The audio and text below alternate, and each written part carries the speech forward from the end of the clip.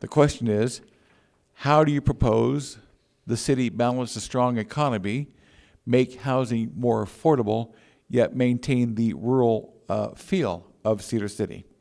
Don? First and foremost, I think we got to encourage responsible economic growth, especially in the areas of small business. We have got to find ways to help bring in more small business and then to be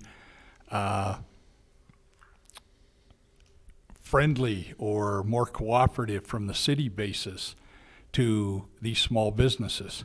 There are several cases out there floating around where the city, because of either lack of communication or oversight or whatever, that businesses have had to go and reinvest serious dollars into their remodel project or something like that because the city dropped the ball somehow, and that's just not right. We claim to be a business-friendly community, but yet that's not taking place all the time.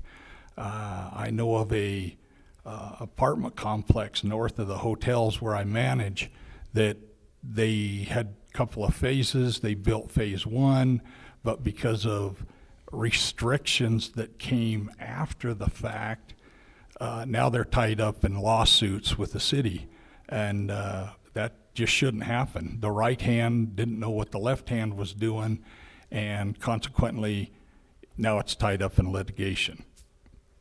Higher paying jobs.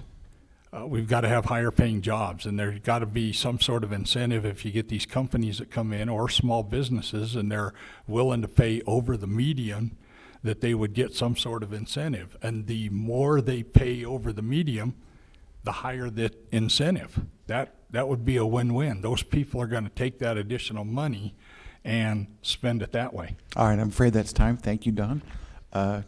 Let's get Tyler a microphone so he can get going right there. And go ahead, Tyler. Thank you.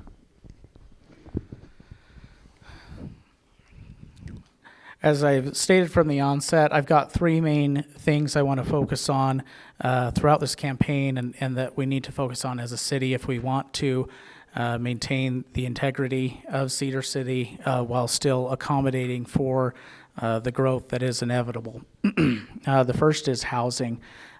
We need to look at more types of housing, more types of communities and development that make the new developments more walkable and decrease the demand on our roads. There's nothing that says urban like busy streets. And so many communities across the country have found that you can attack that in part through expanding your road systems, but as Houston showed us, that does not work in perpetuity.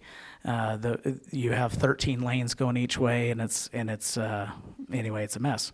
So what some other communities have found is by decreasing the demand on their road systems, they've found a much more effective way and cost-effective way to make their areas more productive and be able to maintain the rural feel of their communities. I'd also like to look at our businesses, ways to remove roadblocks to businesses that are trying to grow and provide living wage jobs. And then finally, our infrastructure, especially with our water. I serve on a community water board.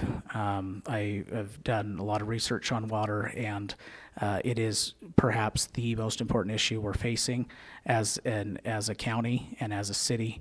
And I intend to ensure that the city is a partner in those discussions so that water can come down from number 1 on our list of concerns to maybe number 9 or 10. All right, thank you, Tyler. Adam, go ahead, please. So how do we keep the strong economy that we have here in Cedar City? The number one driving force in this economy, like I said, is construction, so we cannot hurt construction and development. We need to make sure that it's also done in a proper and thoughtful way, but we need to make sure that we're not slapping the hand that's feeding us by by putting unnecessary restrictions on construction and development.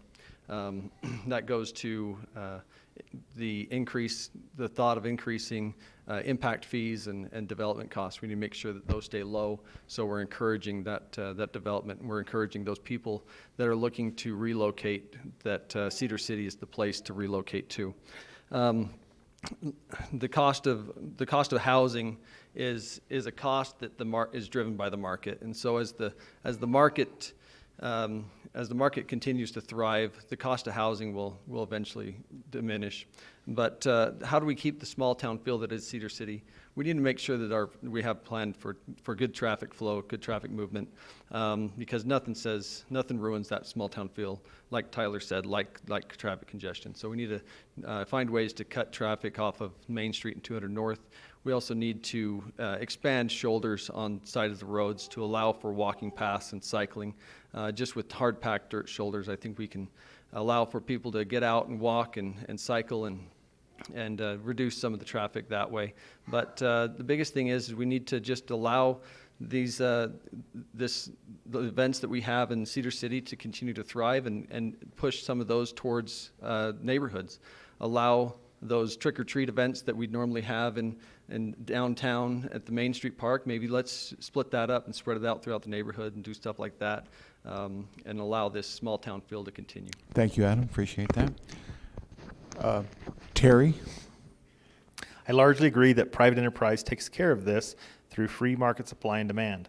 I recognize there is an issue with affordable housing in Cedar City and believe our developers and contractors are trying to address this with projects recently completed or in the process. What I do believe is city government should make the process as expedient and as smooth as possible and try not to get in the way. I love our quality of life we have in Cedar City.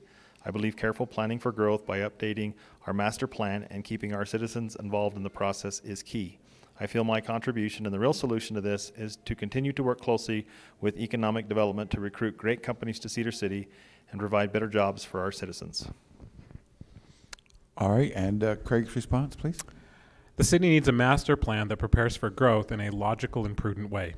We need to grow in a controlled way. A city that doesn't grow just fades away and dies. We will be revisiting the master plan in the not-too-distant future, and we'll use the Chamber of Commerce Vision 2050 plan as a starting point for public commitment and input in search of the balanced approach we seek. The market seems to be addressing some of the concerns about affordable housing. In the recent past, I have seen a number of projects for smaller, less expensive homes come through the Planning Commission. However, the gaps between housing cost and low median annual income in our county, fifth lowest in the state, needs to be addressed. I propose that we do that by embracing programs like ROI, Rural Online Initiatives, and draw higher paying gig jobs off of the Wasatch Front to our community. As the water rises due to those higher paying jobs, all ships will rise. All that we do for affordable housing, balanced growth, etc., will be done through the lens of our rural and pioneer heritage.